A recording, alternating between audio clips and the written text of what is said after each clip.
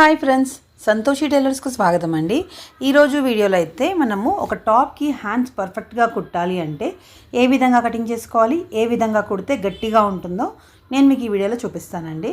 So చాలా ఈజీగా ఉంటుంది. ఇక్కడ క్లాత్ వాళ్ళు ఇస్తారు కదా, అంటే మన డ్రెస్కి హ్యాండ్స్ కోసం క్లాత్ ఇస్తారు కదా, వాటిని ఇలా రెండు కరెక్ట్గా పెట్టేసుకొని నేను చూపించిన విధంగా ఫోల్డ్ చేసుకోవాలి. చూసారు కదా, ఫస్ట్ రెండు చేతులు కింద సమానంగా పెట్టుకొని మళ్ళీ దాన్ని ఈ విధంగా ఫోల్డ్ చేసుకోవాలి. మళ్ళీ చూపిస్తున్నాను. ఇంతే, ఒకవైపుకి ఇలా మడిచేసుకోవాలి.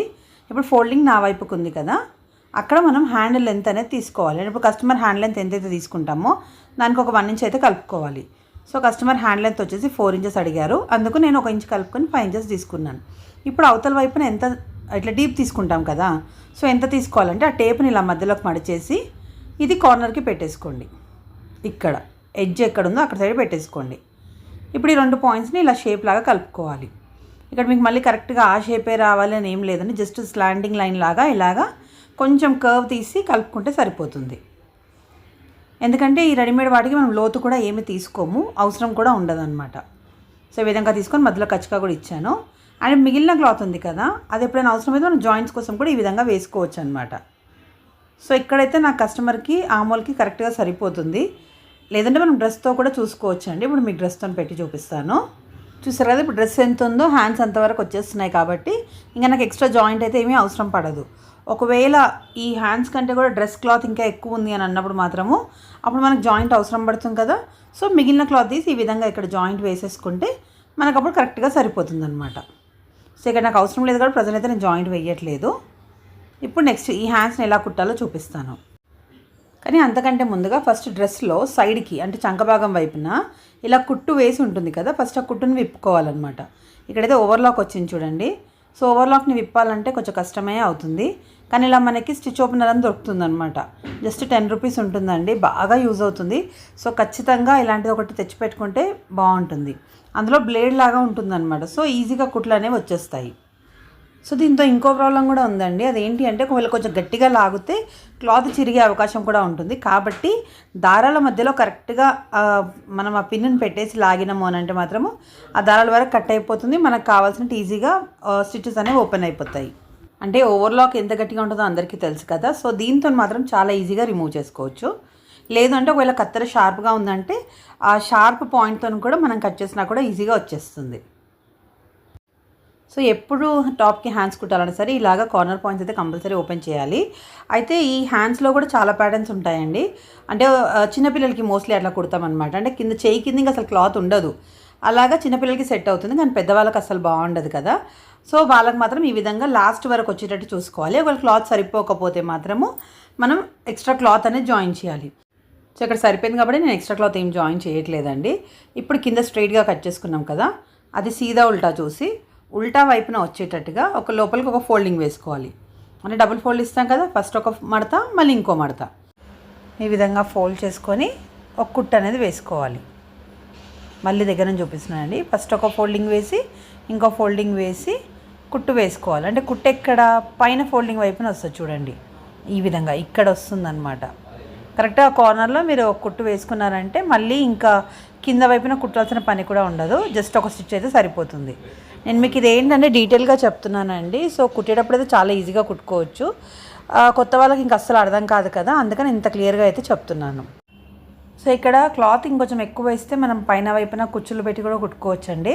అంటే కొంచెం చిన్నపిల్లలకి కుట్టాల్సి వచ్చినప్పుడు మీరు పైన వైపున కొంచెం చిన్న చిన్న కుచ్చులు పెట్టేశారనుకోండి, అది ఒక డిజైన్ లాగా ఉంటుందన్నమాట. అలాంటివి కుట్టేటప్పుడు కూడా నేను మీకు వీడియో తీసి ఖచ్చితంగా చూపిస్తానండి. సో చాలా ఈజీగా ఉంటుంది. కొంచెం డిఫరెంట్గా పెడితే కస్టమర్ మళ్ళీ మళ్ళీ మన దగ్గరకు వచ్చే ఛాన్స్ కూడా ఉంటుంది కదా. సో ఆ విధంగా మనమే ట్రై చేస్తూ ఉండాలి. కానీ క్లాత్ కూడా ఎక్కువ కావాలన్నమాట అప్పుడు. లేదంటే ఇందాక నేను చూపించాను కదా జాయింట్ వేసుకుంటే అలా అయినా చేసుకోవచ్చు. ఇక్కడైతే నేను 2 చేతులకు కూడా కింద ఫోల్డింగ్ కుట్టు అనేది వేసేసాను కదా. ఇప్పుడు మనం టాప్కి జాయిన్ చేయాలన్నప్పుడు ఇక్కడ వైపు చూడండి, చంకభాగం వైపున మన షోల్డర్ మిడిల్ లైన్ ఉంటుంది. ఇప్పుడు నెక్ సైడ్ కాకుండా బయటి వైపున అనమాట, ఇక్కడ వైపున ఈ విధంగా వచ్చేటట్టుగా పెట్టుకోవాలి. సో ఇప్పుడు నేను ఇదే మళ్ళీ ఇంకో డైరెక్షన్లో కూడా చూపిస్తున్నానండి. ఇక్కడ షోల్డర్ మిడిల్ లైన్కి నేను మార్కింగ్ అనేది వేసి చూపిస్తున్నాను. చూసారు కదా, అంటే అక్కడ కుట్టు అనేది ఉంది. అంటే సీదా వైపున చూస్తే మనకు భుజం పైన ఒక కుట్టు కనిపిస్తుంది కదా, ఆ కుట్టు లైన్ దగ్గర మార్క్ వేసుకున్నాను. అండ్ ఇక్కడ హ్యాండ్లో కూడా మిడిల్కి మనము ఒక కచ్చక ఇచ్చాం కదా, అక్కడ ఒక మార్క్ వేసాను. తర్వాత ఇక్కడ ఒక 1/2 ఇంచ్ కింద డ్రా చేస్తున్నాను చూడండి. అంటే ఇప్పుడు నేను మార్కింగ్ ఏదైతే వేస్తున్నానో దానిపైన మన కుట్టు అనేది పడాలన్నమాట. సో చూడండి క్లియర్గా ఉంది కదా. సో బిగినర్స్ కోసం అనేసి ఇంత క్లియర్గా చెప్తున్నానండి. వీడియో నచ్చితే మాత్రం ప్లీజ్ ఒక్క లైక్ అయితే ఇవ్వండి. చూసారు కదా, షోల్డర్ లైన్ ఈ కచ్చిక లైన్ కలిసేటట్టుగా ఇలా పెట్టుకొని అక్కడి నుంచి కుట్టు అనేది స్టార్ట్ చేయాలి. అంతేకాని ఒక కార్నర్ నుంచి అయితే రావద్దు. అంటే మామూలుగా కొంతమంది ఏం చేస్తారంటే ఒక వైపు నుంచే స్టార్ట్ చేసి మొత్తం కొట్టుకుంటూ వస్తారు. అది తప్పండి, మీకు కరెక్ట్గా రాదు, ఫిట్టింగ్ కూడా బాగుండదు. అది చెయ్యి కొంచెం ఇట్లా వంకర పోయినట్టుగా వస్తుంది అనమాట. అంటే చేతి కుట్టు మనకి సైడ్కి నుంచి కనిపించేస్తుంది అనమాట. అది తప్పు అవుతుంది. అందుకని ఈ విధంగా చేస్తేనే పర్ఫెక్ట్గా వస్తుంది. ఇలా 1/2 ఇంచ్ మార్క్ వేసాను కదా. అలవాటు అయిపోతే మీకు ఇక మార్కింగ్స్ పని లేదండి, డైరెక్ట్గానే వేసేసుకోవచ్చు. సో ఇక్కడ నేను చూపిస్తున్న విధంగా పెట్టుకొని కుట్టు అనేది వేసేసుకోవాలి. నార్మల్గా అయితే మనం బ్లౌజ్లకి ఏం చేస్తాము, చేతిని ఇట్లా పైనుంచి పెట్టి కుట్టి సీదా వైపుకి తిప్పుతాం. కానీ ఇందులో అట్లా అవసరం లేదండి. జస్ట్ చేతిని కింద అలాగ కరెక్ట్గా పరిచేసుకొని పైనుంచి క్లాత్ కుట్టుకుంటూ వచ్చేయాలి. ఇక్కడ 1/2 ఇంచ్ దగ్గర కరెక్ట్గా లైన్ సెట్ చేసుకుంటూ రావాలి. సో చాలా ఈజీ అండి, ఇది కుట్టడం నేర్చుకుంటే చాలండి. మీరు ఇంట్లో జస్ట్ ఆల్టరేషన్స్ చేసుకుంటే కూడా మంచిగా డబ్బులు సంపాదించవచ్చు అనమాట. అంటే అసలు చేతులు కుడితేనే మ్యాక్సిమం బయట ఎక్కడైనా 50 రూపీస్ ఉంటుంది కదా. మీరు కొంచెం తక్కువ తీసుకుని ఒక 40 రూపీస్ తీసుకున్నా సరే అండి, అది కూడా ఒక బెస్ట్ ఇన్కమే కదా. అలా ఒక 10 రూపాయలు తక్కువ తీసుకున్నందుకు మళ్ళీ మీ దగ్గరకు వస్తారండి.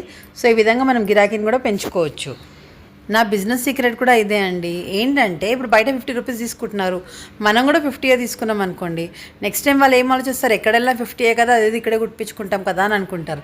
ఇలా కాకుండా మనం ఒక 10 రూపాయలు తక్కువ తీసుకున్నాం అనుకోండి, వాళ్ళు ఒక 4-5 డ్రెస్సులు ఉన్నాయి అనుకోండి, ఖచ్చితంగా మన దగ్గరికే వస్తారు.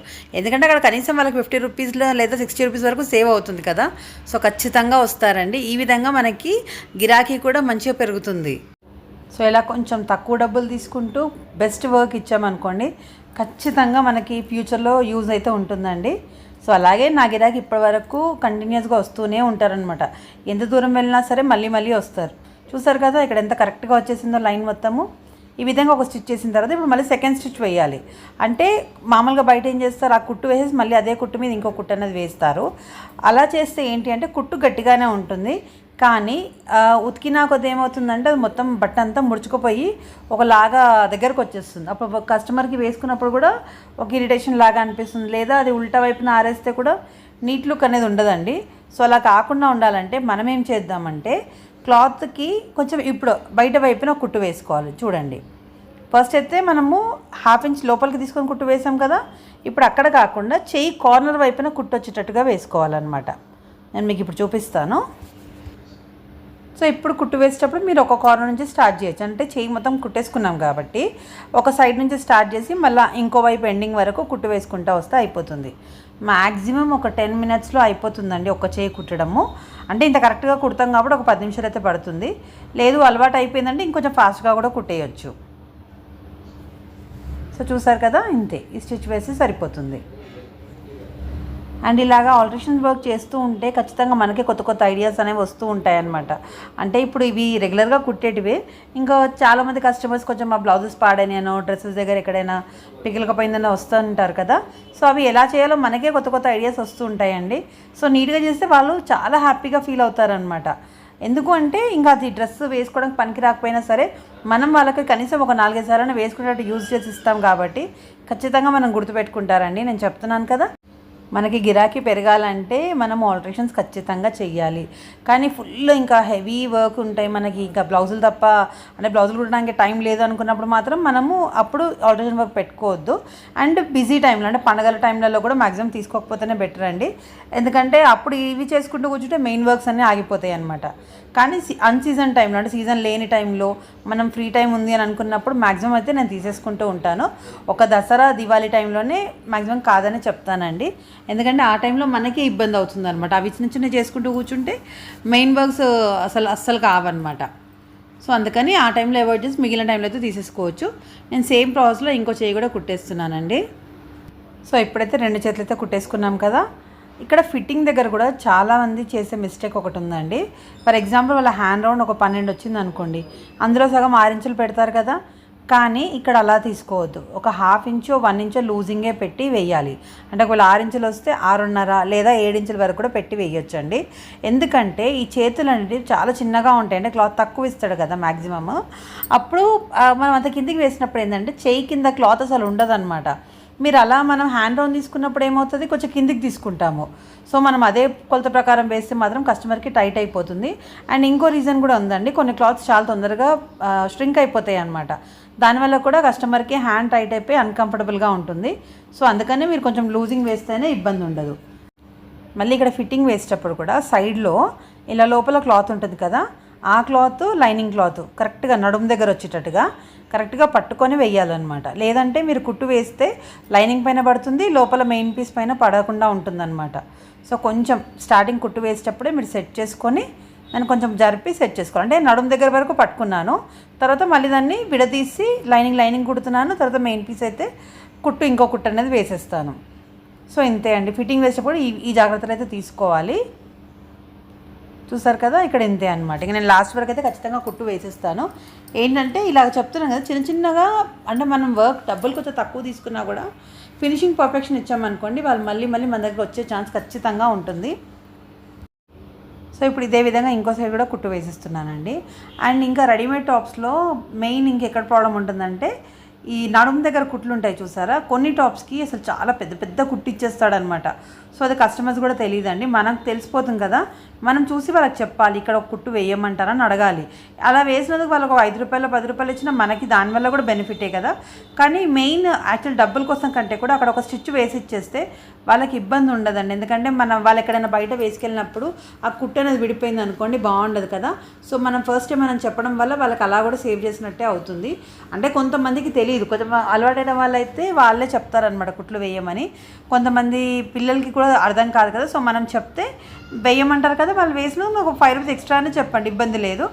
కానీ మెయిన్ డబ్బుల కోసం కంటే కూడా వాళ్ళకి బెనిఫిట్ ఉంటుంది అనేసి నేను చెప్తున్నానండి. సో ఈ విధంగా ఖచ్చితంగా మీరు చెక్ చేసి కూడా వాళ్ళకి చెప్పండి. అండ్ మళ్ళీ ఈ టాప్ కుట్టడం వల్ల నాకు ఇంకో బెనిఫిట్ ఏంటి అంటే, నా దగ్గర ఉన్న హ్యాంగింగ్స్ అయితే అమ్ముడయ్యాయండి. అంటే ఏంటంటే, కస్టమర్ ఈ డ్రెస్ తెచ్చుకున్నప్పుడే నేను కంపల్సరీ ఇవి చెక్ చేస్తానన్నమాట, డ్రెస్సెస్కి హ్యాంగింగ్స్ ఉన్నాయా లేవా అని. ఎందుకంటే వాళ్ళు ఏదో బిజీలో కొనేస్తారు కదా, అయితే ఈ డ్రెస్కి ఒకటే హ్యాంగింగ్ ఉండే అనమాట. సో ఫస్ట్ చెప్తే ఇంకా తను వేరే హ్యాంగింగ్స్ కూడా ఏమన్నారు. సో నేను ఇక్కడ హ్యాంగింగ్స్ కూడా కుట్టేసి ఇచ్చేసాను. ఇంకా అంతే, చూస్తారు కదా, దానివల్ల నాకు ఒక బెనిఫిట్ అనే చెప్పాలండి.